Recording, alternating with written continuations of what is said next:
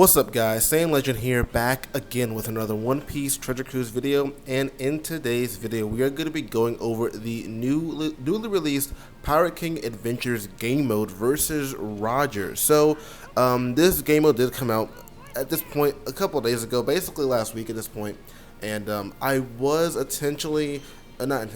my intentions were to upload a video about it the evening, I think, after it actually released in the game, but a lot of things happened to where I wasn't actually able to do that, and so I had to basically wait till today to actually do it, just because I just had a lot going on over the course of the last couple of days, to where I couldn't actually record really anything until today and everything. So we're going to be going over a lot of this game mode, well, not really a lot of it, just what I think of this game mode, and my personal thoughts and opinions, my pros and cons, stuff like that, and just some of the teams I've been able to use to take on the Roger boss here. So as you're seeing right now, this is just me just showing you guys what I am personally doing throughout the gameplay. So this is not really anything like quote unquote important here, but you'll see me hitting some hexes, getting some stuff and everything. Now, one of the things I really do like about this game mode is the map itself. I do kind of like that with the map set up and everything, but more specifically, I like the Straw Hat event hexes that you get, where you can actually acquire the favorite types of things a certain Straw Hat likes. Like for Luffy, he likes meat. Nami likes tangerines. Usopp like some sardine stuff. I don't know what it is, but those items do come into play in whether or not you have a better time at getting to the boss or you get more rewards. For Nami and Luffy specifically, they boost the chance of you getting more rewards from favorite hexes and treasure hexes. So I would probably personally focus on leveling up those first.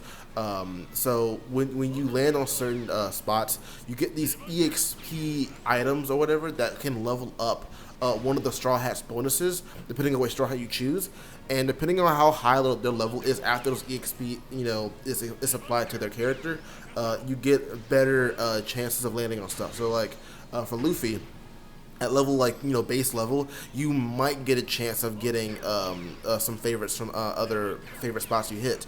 And by at level 20, you can collect all three of those favorite things at once. You don't have to choose which one you get to select. You just keep all of them. And for Nami, it's the same thing for treasure hexes. You might be able to get all three at level 1, but at level 20, you can get all three at once, and you can just move on. So you can get a lot more rewards by leveling up those two characters first, and then I'd focus on getting Zoro, Sanji, and Usopp leveled up too. I'd probably go with Sanji and Usopp, just because not Usopp, but probably some combination of Sanji, Usopp, or Sanji, Zoro, because Sanji does boost the stats of all your characters by a certain percentage and everything. So that's pretty cool that he does that. Another thing that I do kind of like about the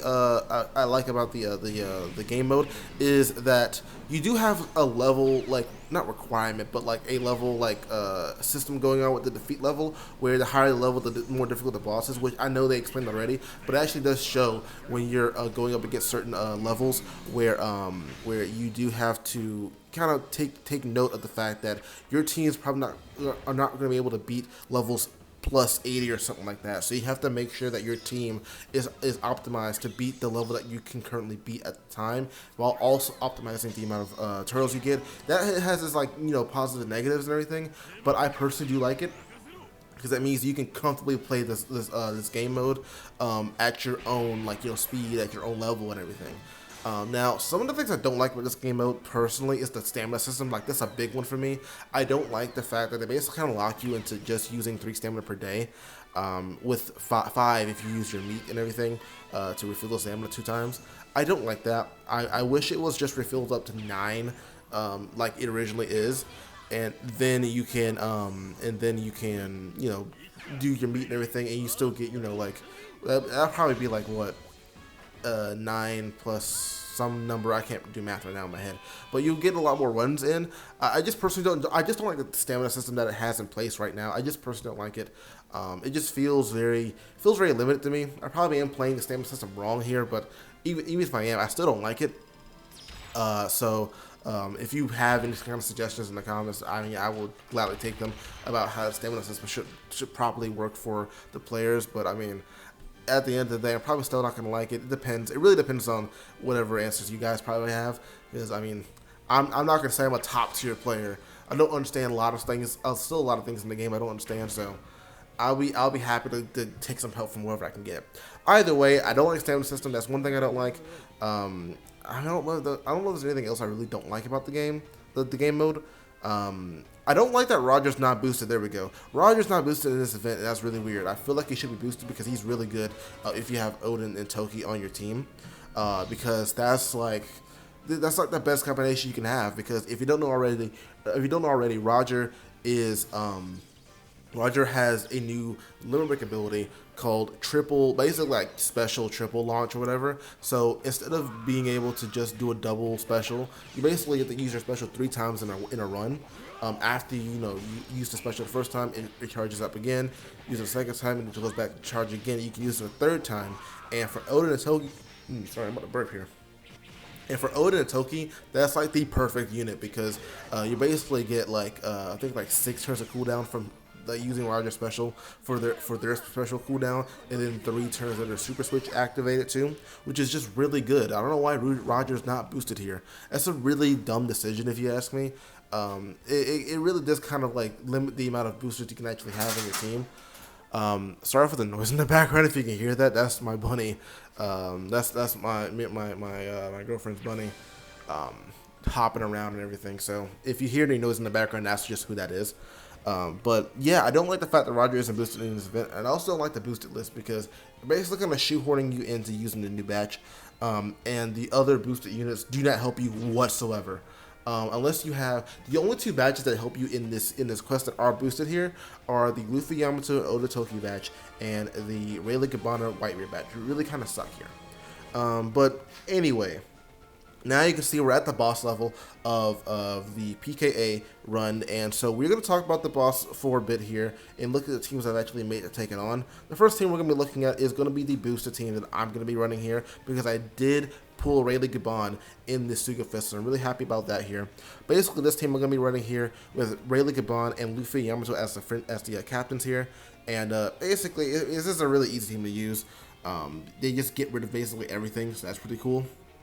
So starting on like stage 3, whenever we get there, we're gonna be going up against Buggy and Shanks. Now the thing about this, the thing I have in the little like content description here is I do have the level 100 stats here. I'm not gonna put the level 80, level 60 things on here, only because of the fact that it's just the same gimmicks. It's just the number of turns has changed. That's really all the only difference there is. So right now, I'm playing level 85 right now. I think I'm level 85. But these are going to be I'm going to be reading off the 100 level gimmicks here. So stage 3, as we can see here. Well, I can see anyway. You're not there yet. Stage 3, we have Shanks and Buggy, who is going to be a dex unit. And what's going to happen is that they're going to give you normal attacks only. And like I said, this is level 100 gimmicks. 5 turns of remove SFX, so basically just blindness, which is kind of annoying because not a lot of units can get rid of blindness that are going to be good for some of the teams you're probably going to be making here. We have 10 turns of bind to the captains, which is also pretty annoying because, like I said, they're going to shoehorn you in. They're going to shoehorn you into using the new batch because Luffy and Yamato do get rid of bind passively with their captain ability. And then 9 turns of despair. That's also pretty annoying too. That basically is 6 turns of despair with sockets and everything. So it's a really annoying gimmick here on the stage here. Stage 4, we have Rayleigh Gabbana, going to be a quick unit, which is also really annoying because there's not a lot of dex units that are going to be good for these teams either, outside of the new batch and Rayleigh Gabbana and Whitebeard batch. So it's really whatever. Stage 4, Rayleigh Gabbana can only be delayed because they have the little like symbol thing going on, so they're immune to everything except for delay. And then they're also going to give you a 6-turn burn. Now I'm at level 80 plus right now, so the burn is only for 10,000 per perfect right now. So I don't know what it is on the other levels. So I don't even want to try that yet. Probably after I'm done completing the Chopperman missions, I'll be able to do that, but not now. And then stage 4, we have 6 turns attack down, 6 turns special bind, and 10 turns bind to the bottom row. Again, Rayleigh Gaban and Luffy Yamato really help you out here because Rayleigh Gaban can get rid of the attack down and special bind, and Luffy and Yamato can get rid of the bind for you. Like this is just a really annoying boss game. So we're not on the final stage yet. Now on stage 5, we have to deal with Roger himself being a Dex unit, and what he's going to do is that he's immune to everything except for increased damage taken, which obviously does work with the Yamato being able to actually inflict that onto the enemy here, especially through immunity with their buff special. We're going to have 6 turns damage reduction, 7 turn paralysis, 10 turn despair, and 6 turn chain down, which all are really, really annoying. I'm pretty sure despair can be removed by the switch ability of Yamato and Luffy anyway, so that's not a problem.